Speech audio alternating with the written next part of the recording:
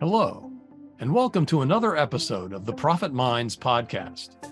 I'm your host, Dr. Stephen Kirch, creator of the Profit Minds Growth System, a unique blend of profit growth, productivity acceleration, and building robust business process for scale. In every episode, I interview entrepreneurs and small business owners from around the world with a unique story to tell. You can find the show on YouTube, LinkedIn, Apple and Google Podcasts, Stitcher, Spotify, and more. Welcome, Maile. Thank you, Steve. So great to be here. Yeah, so tell me your story. How did you become this amazing referral coach? Well, funnily enough, growing up, I was super shy and introverted. And I know a lot of people who are really great at networking. They just seem like such people. But, I do love people, but I wasn't naturally inclined that way. So I'll always remember when we moved from Hawaii to California, and I had to start in that new school. And all the butterflies in my stomach and the knots and just the uncertainty and feeling self-conscious and afraid, how I would connect. And I would say the kids in California were definitely different than the kids in Hawaii. Hawaii has a little bit more warm and welcoming natural environment, and I felt like the kids in California were a little bit colder, a little bit clickier, and all of that. So, I was afraid that no one would talk to me, and then if they did, how would I connect with these people? I felt very alone and very much like an outsider. And so, one of the ways that I grew out of my shyness was I joined groups and teams, and I got really involved in competitive dance. And I was in a performing arts group in college and got to tour all over the US, Canada, even Europe, and performed in front of tens of thousands of people. Shy little me. So what I learned was, when I teamed up with other people who had similar values and similar goals and similar work ethic, I could go further than I ever imagined on my own. So after graduating from college, I entered the business world in sales. And I was in residential real estate sales. And, I learned cold calling and door knocking and all those fun things. And someone told me, you should go network. So I went to a Chamber of Commerce mixer, and I walk in, and it's busy and full of all these people talking and networking. And for a moment, I had those butterflies like I did as a kid. And I was like, wait, I thought I grew out of my shyness. And I said, I know what I can do. I can grow my business team like I had my dance team and my debate team and all the different teams I was on. And I said, I could grow a business team and just find other people who have similar values, similar goals, and would like to collaborate together and to help each other, support each other through business, and send each other business. And so I just started building relationships, and then I really studied it, because I'm kind of a bookworm, a lifelong learner, all that. And so I just studied everything I could about networking and behavioral styles and doing business through relationship and referral. And so I got really good at it. I put all my intention on that as my number one way to develop new business. And it's a much more enjoyable way than just cold calling and direct prospecting and all that. And so I got really good at it, and people started asking me to help them. And so that's when I started helping other people and became a referral coach. I just it just turned that way, and I love helping people, and I fell in love with the business development piece because it was through relationship and referral, and it's such a fun and rewarding way to generate business. So the referral systems I teach today are what took me to the top 5% of realtors here in the San Francisco Bay Area. Wow, that's quite a story. How old were you when you moved from Hawaii? I was 9 or 10. Yeah, like right around Wow. that year. So late. I remember having my 10th birthday, and I invited 10 people, and one person showed up. Oh, that's so sad. Because I didn't really know the people I invited. Yeah. So, oh man, yeah, and it is interesting that very often we become coach to the person that we used to be. Mm-hmm. Absolutely. Right. I find that a lot and we're best able to help that because we understand where they're coming from. So referral networking, this stuff that you teach isn't just for people who are outgoing, or people who are just introverted, right? What's the best way for people to get started in building a referral network? Well, it's pretty easy to network. I think we all have heard about networking, right? So I think we all kind of sort of know that we should do this.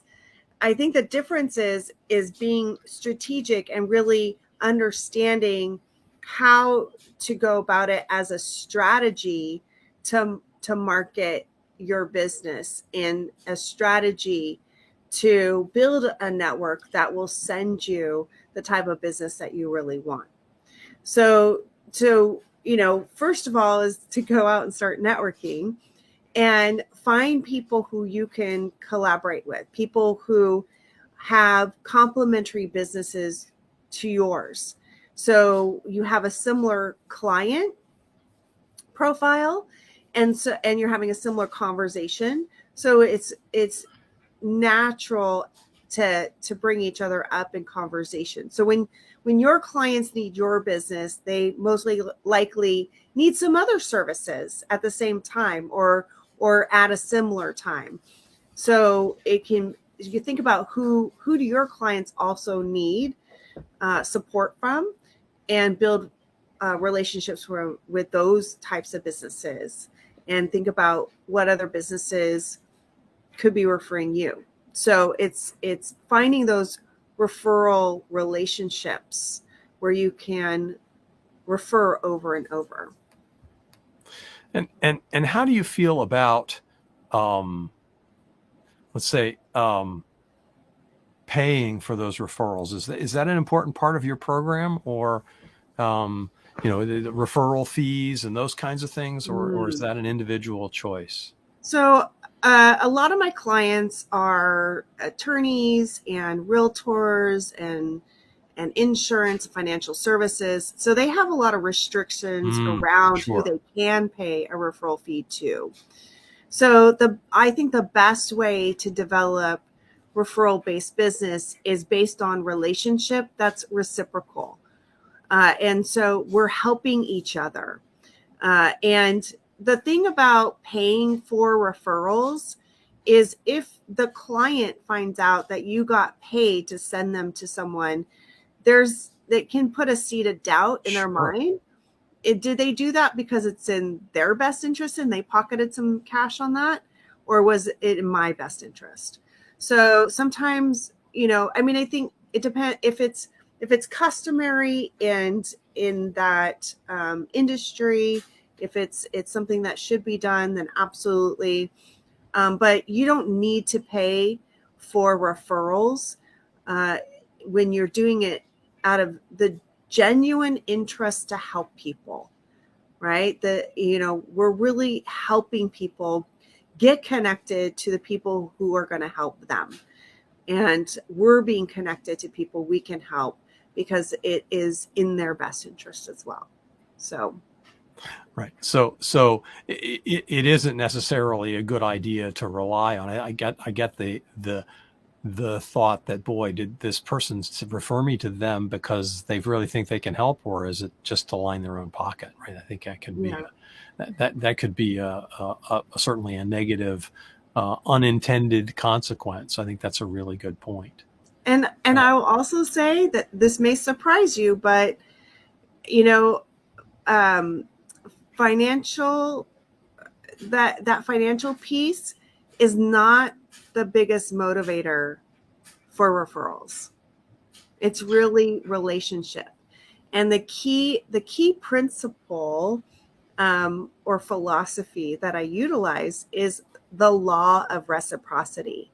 When you give to someone, they have an instinct to want to reciprocate.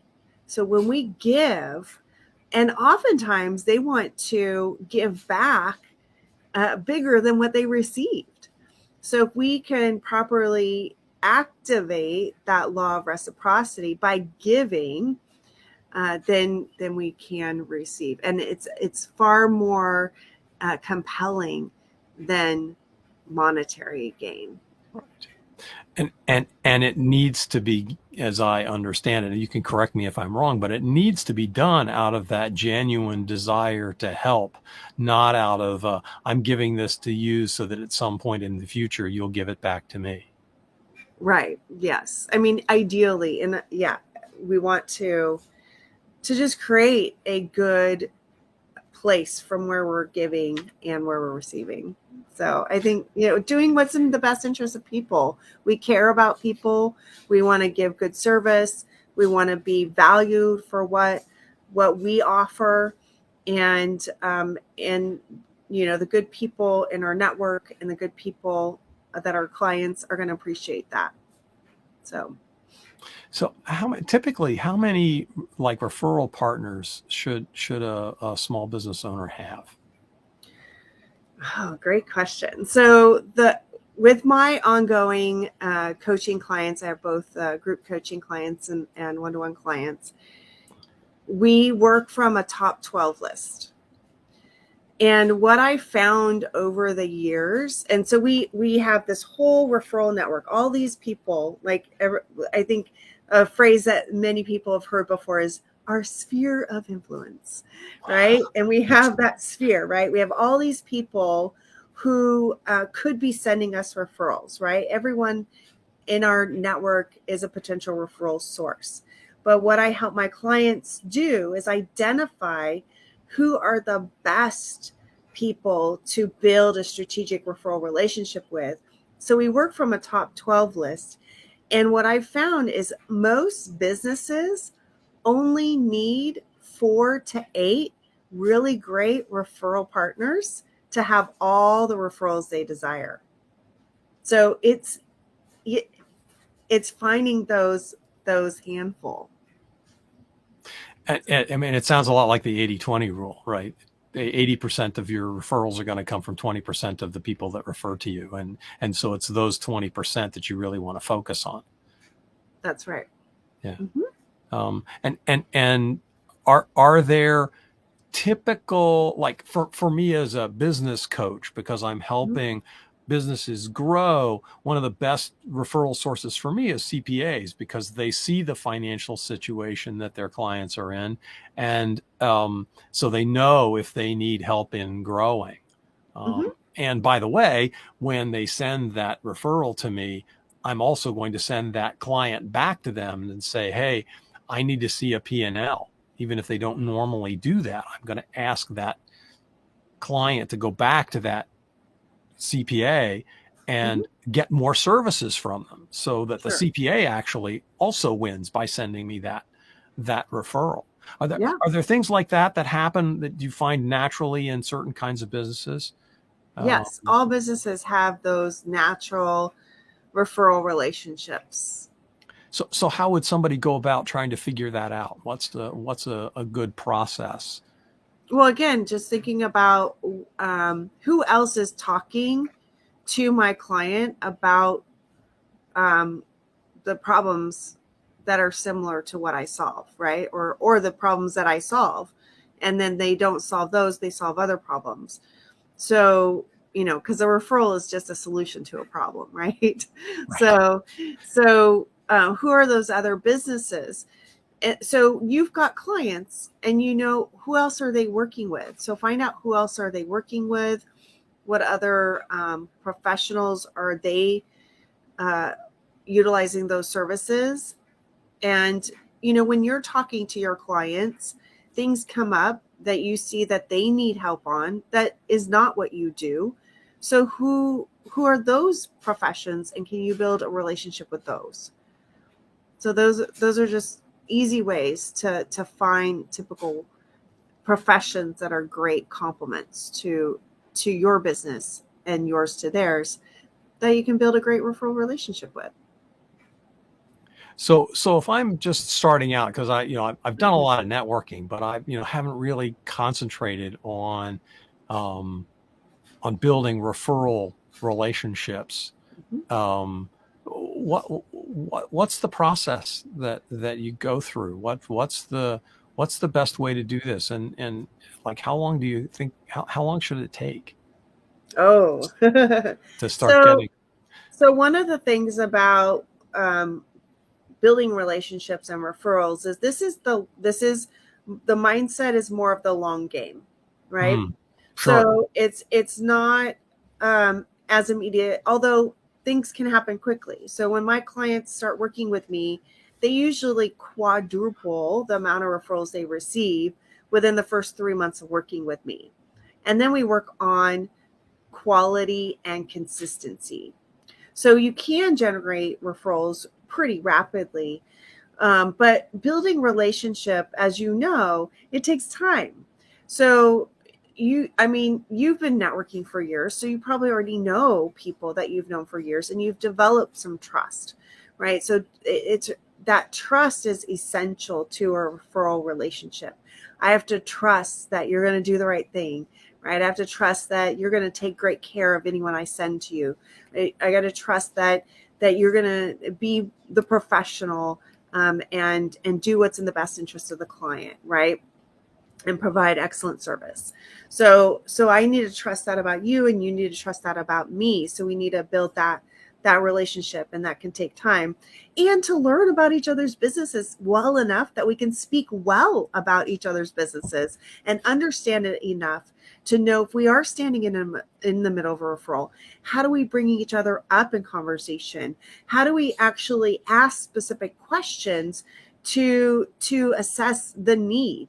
And how do we offer each other services as a solution? So how do we really speak well of one another and the business, and be able to understand each other's businesses well enough to speak intelligently and clearly about each other's businesses? So that can take time, right? Right. But it's fun, and it's very enjoyable. And one of the things that a lot of people who really love doing business by relationship and referral is sometimes we don't love to brag about ourselves, right? Like, it's sometimes awkward to talk about ourselves.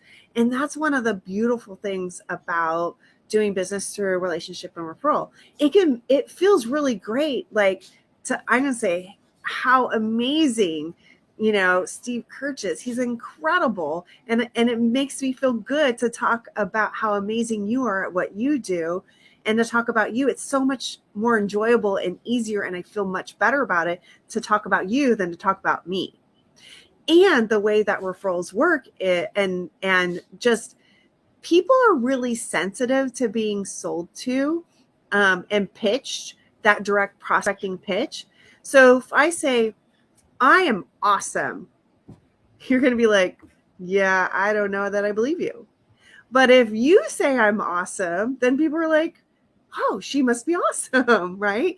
So that word of mouth, that third party endorsement, that other person saying, like, this is a great expert who you could really get some great solutions from is really key. And it's such a benefit. So it's easier to talk about each other. It's than sometimes to talk about ourselves, and it carries more weight. Now there's a behavioral scientist, John Lucas, that says that when we speak well of others, people find us influential, right? So when we speak well of other people, it actually increases our reputation as well. So there's so many aspects that kind of build that are just make it such a wonderful way to do business. Yeah, I think everybody intuitively understands that, that you are when you recommend me to a third person as somebody that they should work with, it's much easier for me to start that conversation than with that referral, than it is to just pick up the phone and say, "Hey, I'm great. You come work with me." Right. So that that's obviously the magic of the referral, and the fact that you do that so well and help so many people, quadrupling their business in 3 months, quadrupling their referrals in 3 months. That's great. What do you have? What are the ways for people to start working with you? What does that look like? So my core program is a group coaching program where I work with people over a year's time. And I've also got some really great retreats. I've got a virtual retreat where we go through all the basic elements, the 8 elements of generating a steady stream of referrals. And then I also have an in-person retreat called Leadership URL, which URL stands for unique, relevant, and likable, because there's a unique, relevant, and likable reason why you are the perfect professional for your ideal client. And there's an emotional connection that you have with that ideal client and they have with you. And so we want to be able to articulate that. So I have the virtual retreat and the in-person retreat are 2 of my core offerings, as well as the ongoing group coaching that you can also add some one-to-one coaching in that as well, options. Okay. So those are some of my core programs. And I just started, I'll share this real quick. I just started a new program this year. So I've been celebrating my 10-year anniversary in business. And so I'm like, what other fun things can I do?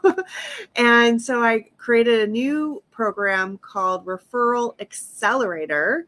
And this is an 8-week series where we work on specific actions. So every week there's a different kind of lesson, if you will, but it's all about what are the actions you take that produce the referrals. That actually is referral generating activities, and the results we're getting are incredible.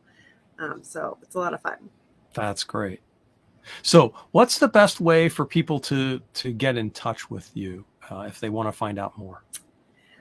Well, they can go to meetwithmaile.biz. So that's meetwithmaile.biz. Maile is spelled M-A-I-L-E. And there you could set up just a one-to-one complimentary, because you were on listening to Steve's podcast, complimentary 30-minute session with me. You can also go to MaileCollmer.com. That's my website, and there's a lot of resources on there as well. Great. Yeah, we'll put all of that stuff in the show notes. Oh, and I have a freebie, actually. A freebie. All right. A freebie. Love freebies. 52referraltips.com. So that's 52, because there's 52 weeks in the year, right? So 52referraltips.com. And just put in your name and email in there, and you'll get a referral tip. It's just a little 3-minute video every week that just gives you a little tip on how you can generate more referrals in your business. And that's free, a gift. Wonderful. So if there's one thing that you want people to take away from this episode, what is it? So I don't know that I have one thing. I have like 5 things now. One thing is to really network for referrals. The real power of networking is not just the people in the room, it's all the people that they know. So find that 1, 2, or 3 people, right, who connect with you that have a complementary business where you could actually be sending each other a steady stream of business, and it's going to be far more productive than trying to go person by person by person by person. So use the leverage of relationship. Wonderful. And that concludes our show. Thanks to our guest, Maile Collmer. You've been listening to the Profit Minds podcast. This is your host, Dr. Stephen Kirch. Please visit www.profitminds.net for other episodes or to contact me. Thank you for your positive feedback, comments, questions, and for sharing this show with others. Thanks for listening. Have a grateful day.